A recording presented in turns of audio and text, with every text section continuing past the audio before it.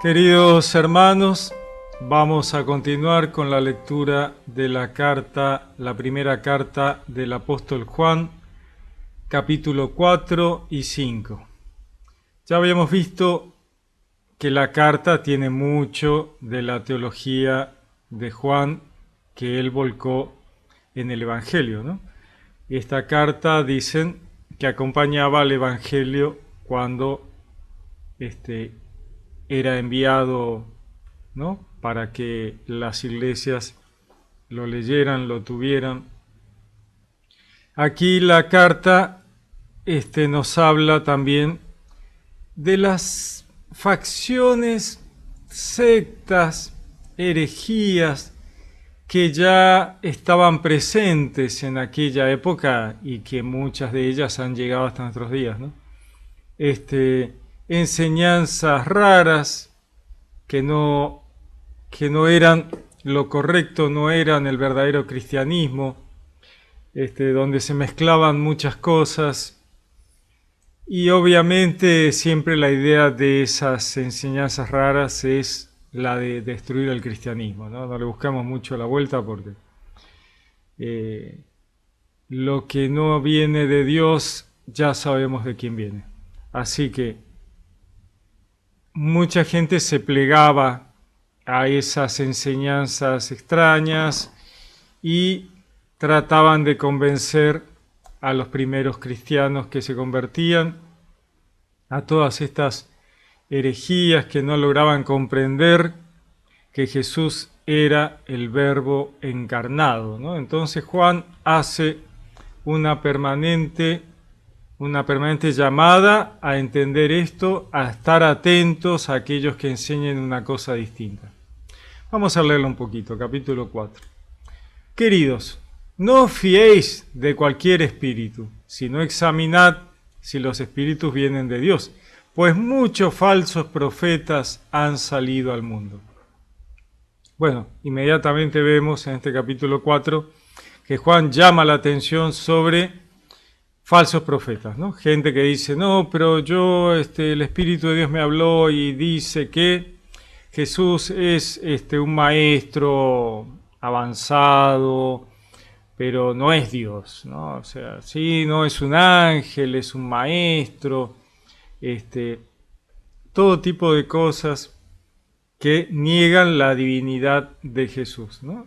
El tema de otros decían, no, Jesús y el Padre es el mismo, el Padre se cambió de nombre y encarnó, o sea, el tema de no entender la Trinidad también es un problema. Así que dice, bueno, ¿cómo darse cuenta rápidamente si la enseñanza está en lo correcto o al menos cercana al verdadero cristianismo? Bueno, ¿qué dicen de Jesús? ¿Qué es lo que dicen de Jesús?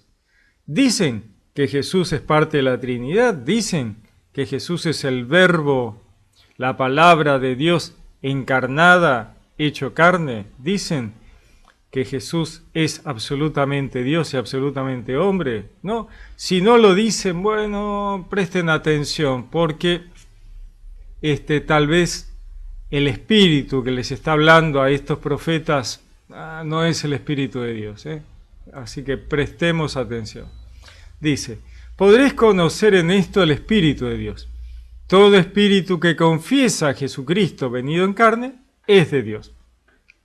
O sea, no negar la divinidad de Jesucristo, ¿eh? Ese es el punto clave. Y por otro lado, no confundir al Padre con el Hijo, ¿eh? Y tener clara la Trinidad, Padre, Hijo, Espíritu Santo. Es un tema complicado, es un tema que hay que tratar de mantenerlo claro y entender la teología detrás de la Trinidad, ¿no? El Padre manifiesta todo, la creación, todo por la palabra, el verbo, el logos. ¿Quién es la palabra, el verbo, el logos? Jesús, Yeshua. Ahora, el nombre Yeshua es el nombre del verbo encarnado terrenalmente, cumpliendo un rol de la divinidad del verbo en la historia de la salvación.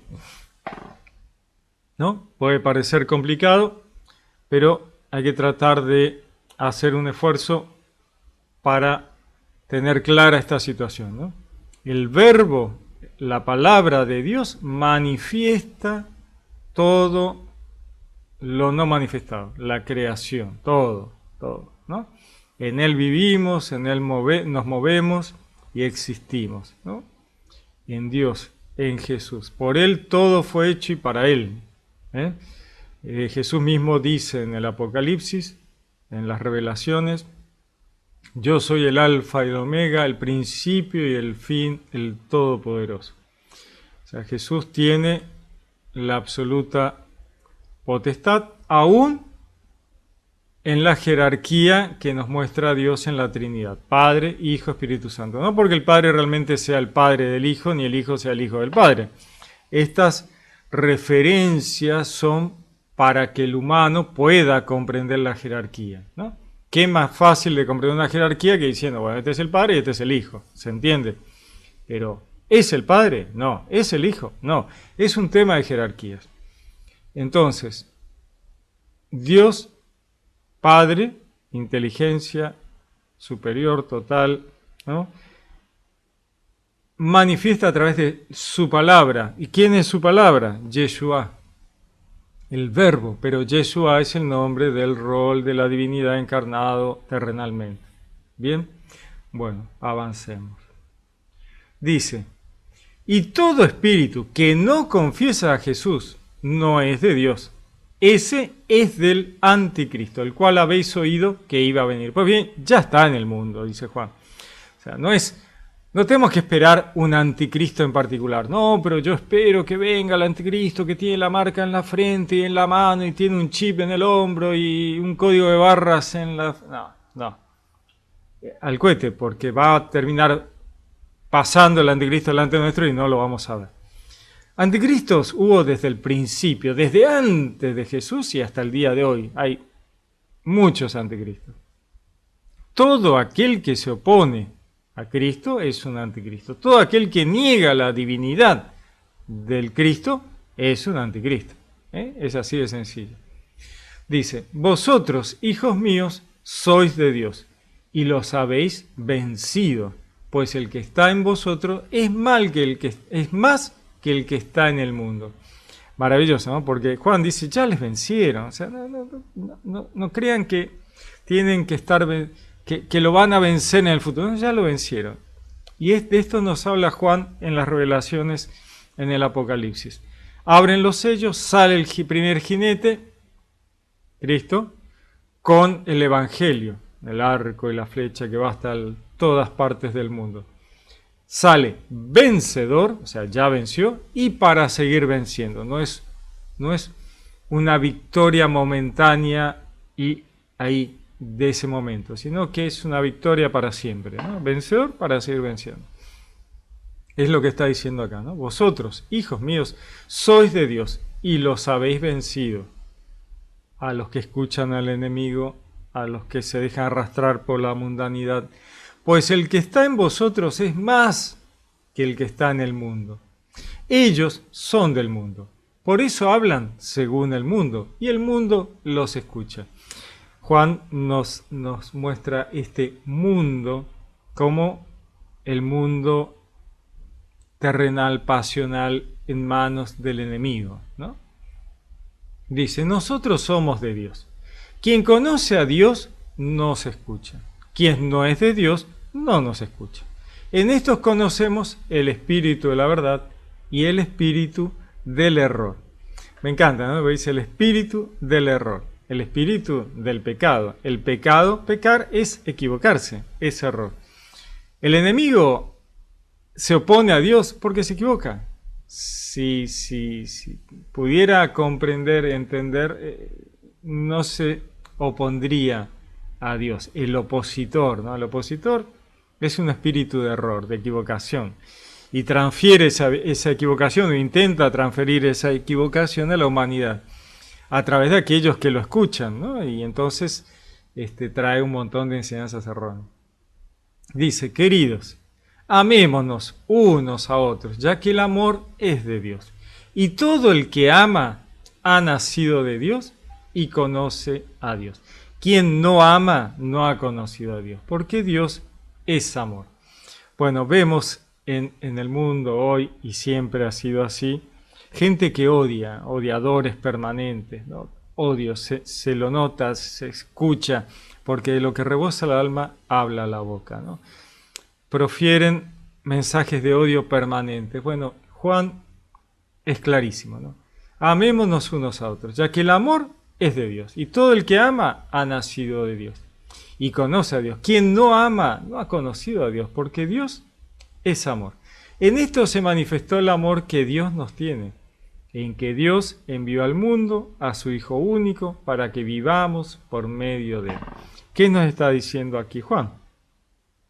Que el amor de Dios es tan grande, el amor de Dios que nos tiene a nosotros es tan grande, que envió a su Hijo, al Verbo, al Logos, para que vivamos por medio de él, cumpliendo un rol en la historia de la salvación. ¿Qué es Yeshua, el nombre de Jesús, del Verbo encarnado? Yeshua significa la salvación, viene de Yahvé. Para que vivamos, o sea, que tengamos vida eterna, que no suframos la muerte segunda. ¿Y cómo lo logramos? Por medio de Jesucristo. Dice, queridos, si Dios, leamos el versículo anterior. En esto consiste el amor, no en que nosotros hayamos amado a Dios, sino que Él nos amó y nos envió a su Hijo como propiciación por nuestros pecados, ¿no? Dios envía a Jesús para realizar la historia de la salvación, ¿no?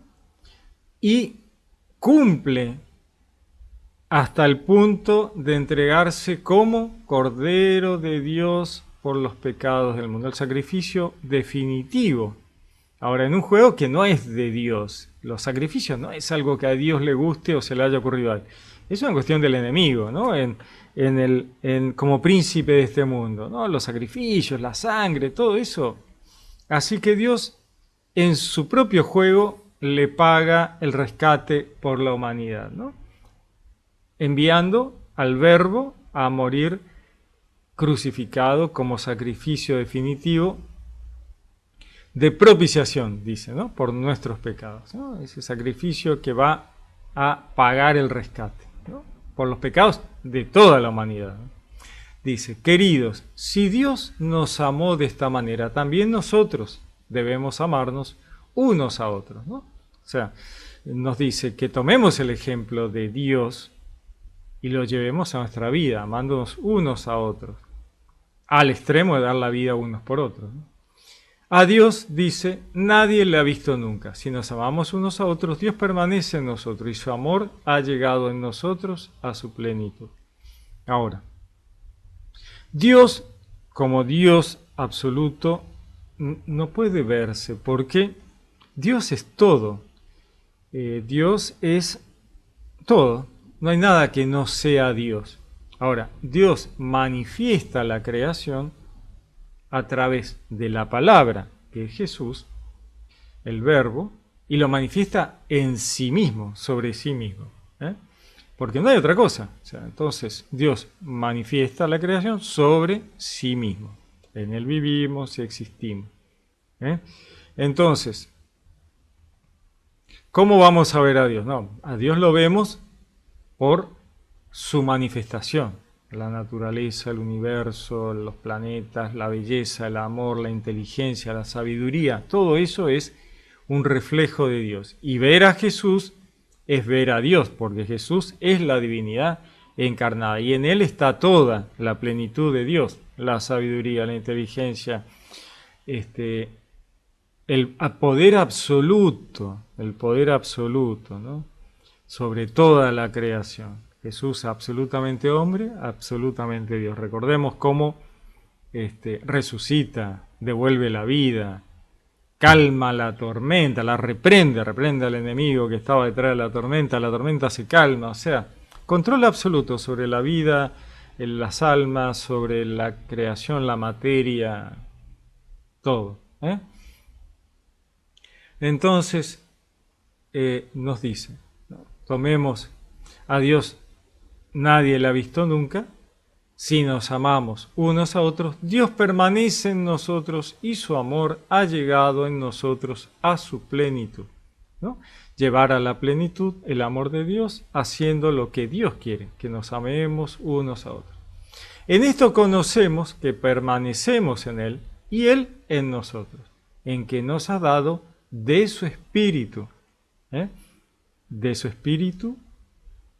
Y aquí vamos un poquito más allá, porque nosotros vivimos en Él, somos hechos de lo que es Él, de Dios. Pero aparte nos da su Espíritu Santo, nos da todo ese espíritu de sabiduría, su espíritu de inteligencia, su espíritu de trascendencia, imagen y semejanza, ¿no?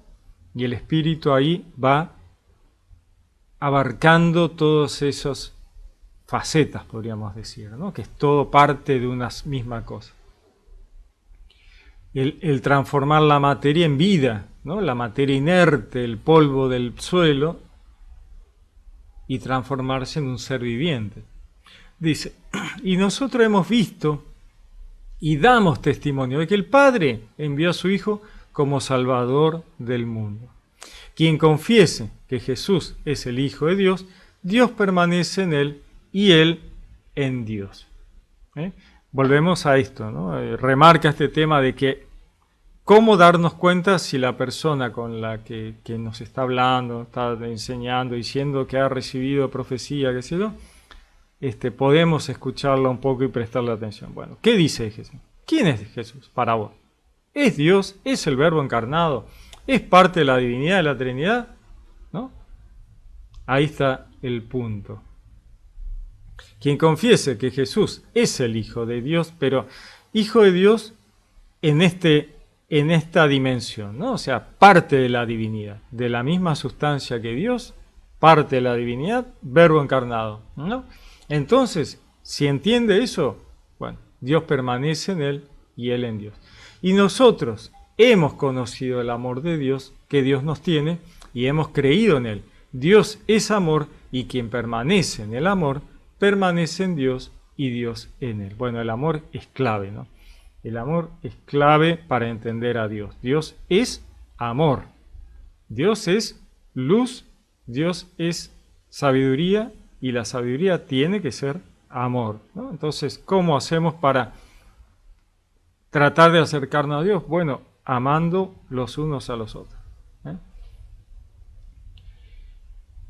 En esto ha llegado, dice, el amor a su plenitud con nosotros, en que tengamos confianza el día del juicio, pues como Él es, así somos nosotros en este mundo. No hay temor en el amor, sino que el amor perfecto expulsa el temor, porque el temor mira el castigo. Quien teme no ha llegado a la plenitud en el amor. Nosotros amemos porque Él nos amó primero. Este tema de estar aterrorizado ante el castigo. No, pero viene el castigo de Dios, viene el día del juicio vengador. Bueno, nada. O sea, a ver, o creemos que Dios es amor y es Dios y es misericordia, o seguimos siendo paganos allá, esperando a los dioses terribles, espantosos, vengadores. Esa idea vengadora de Dios es de una época en que la humanidad tenía que avanzar espiritualmente, ¿no? Si Dios ha de vengar, que Dios no se venga, Dios es justo, es fuente de toda razón y justicia. La justicia de Dios no es venganza, ¿no? La justicia de Dios, ¿sobre quién va a ir? Sobre todo, ¿no es cierto? ¿Sobre quién? Bueno, sobre el enemigo y sus legiones, que son los que se han opuesto a los opositores, el opositor, contra el acusador de nuestros hermanos. Los demás han sido engañados. Hay que portarse bien, si no, no se accede al reino de los cielos. Se queda ahí en el purgatorio tratando de comprender qué fue lo que falló. Así que hay que obrar bien. Por fe sola nadie se salva. Hay que hacer obras de amor al prójimo, ¿no? Es un combo. O sea, sí, yo creo, sí, bueno, los demonios también creen y tiemblan, dice la palabra. Tenés que obrar bien.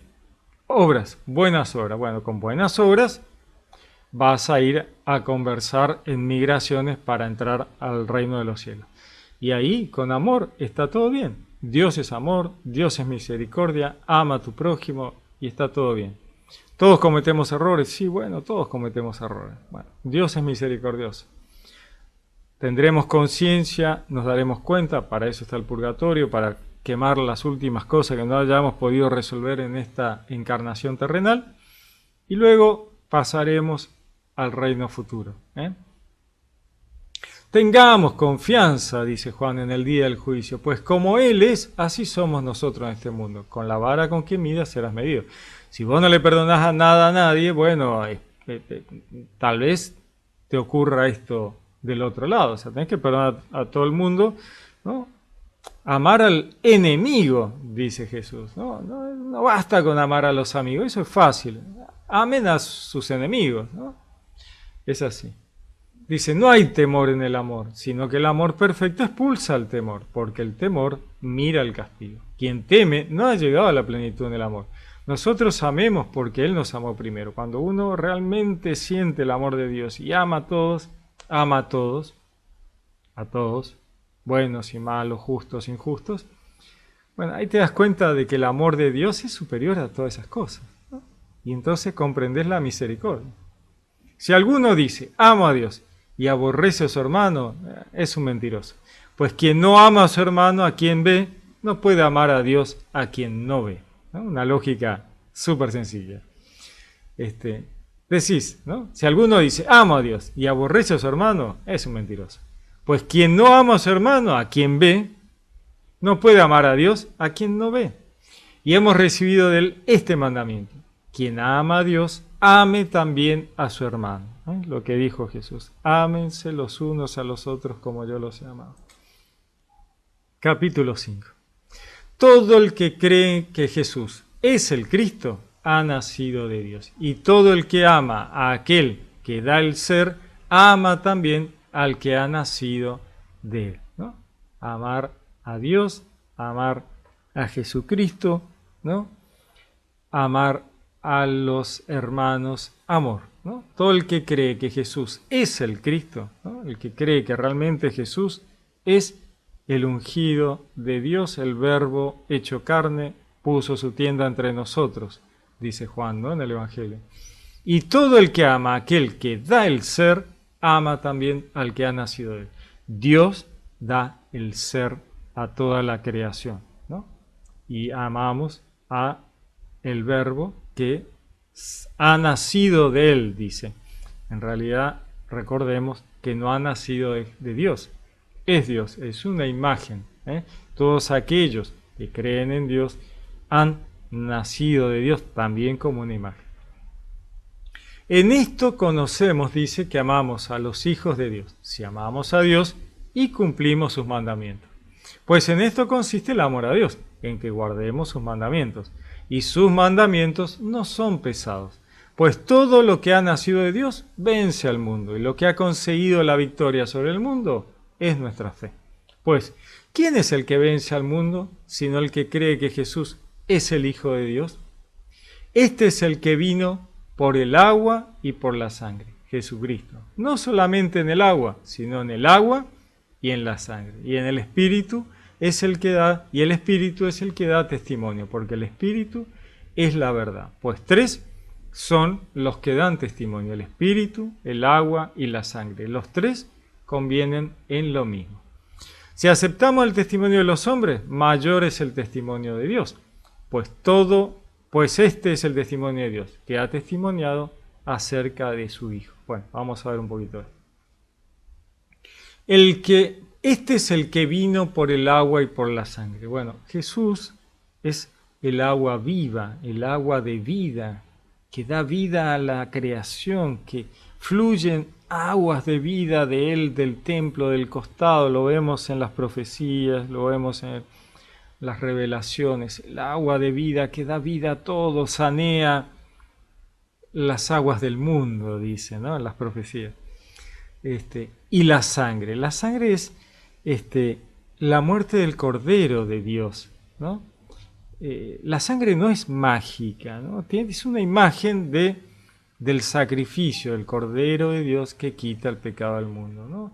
El agua que fluye y da vida, la sangre del Cordero que paga el rescate por la humanidad. Dice Jesucristo no solamente en el agua, sino en el agua y en la sangre. O sea, el Verbo encarnado cumple los roles de la divinidad en la historia de la salvación,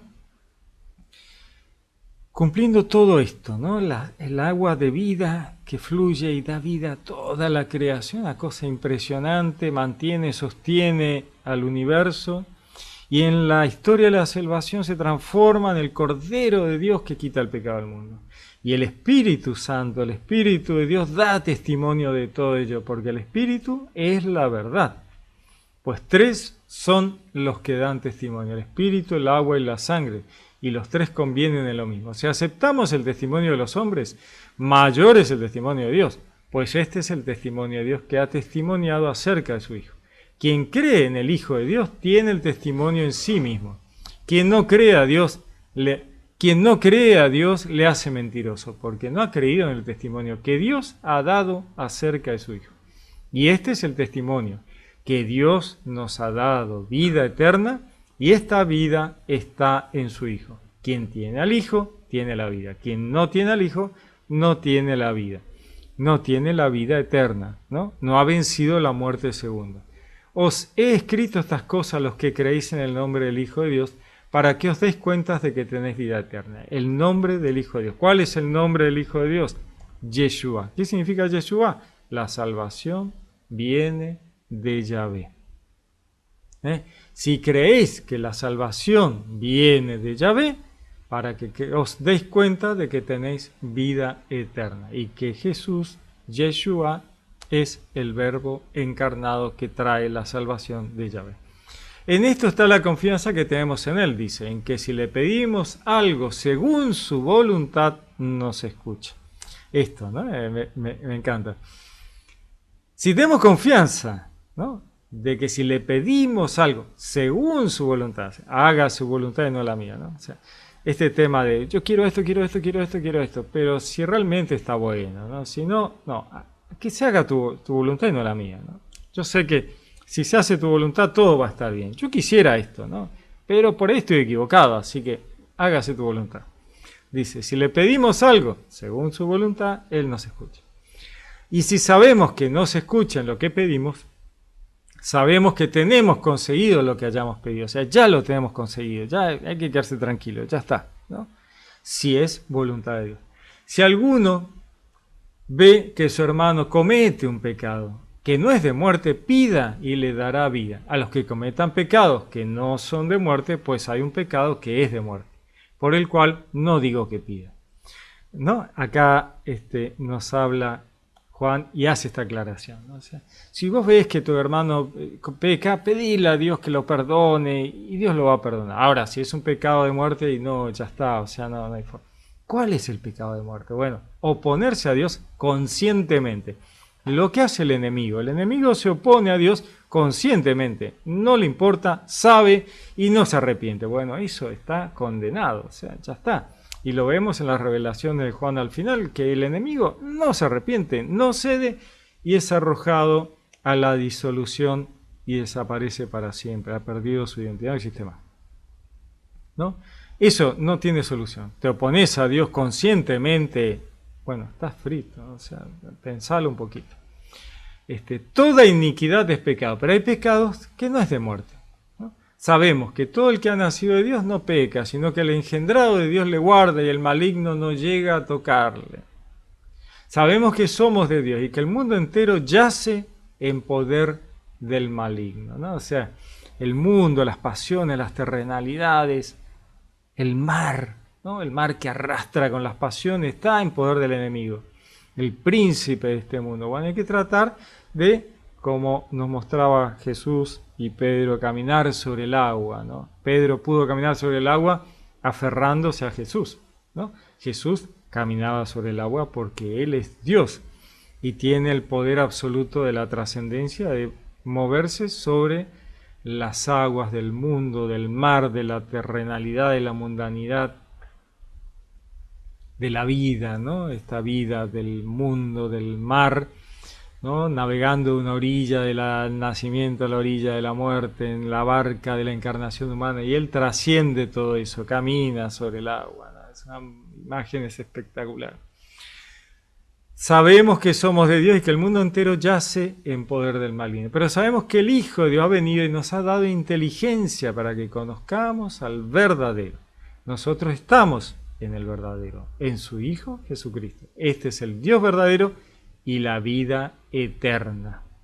Hijos míos, guardaos de los ídolos. Me encanta la frase final. Hijos míos, guardaos de los ídolos, ¿no? Como así, al final diciendo, chicos, tengan cuidado, no se agarren de las idolatrías, de los ídolos, las idolatrías.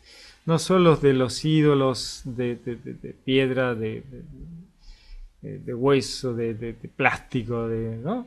De oro, plata, ¿no? Los ídolos, sino también de aquellas cosas que uno a veces no se da cuenta que son ídolos. El dinero, la fama, las pasiones también, ¿no?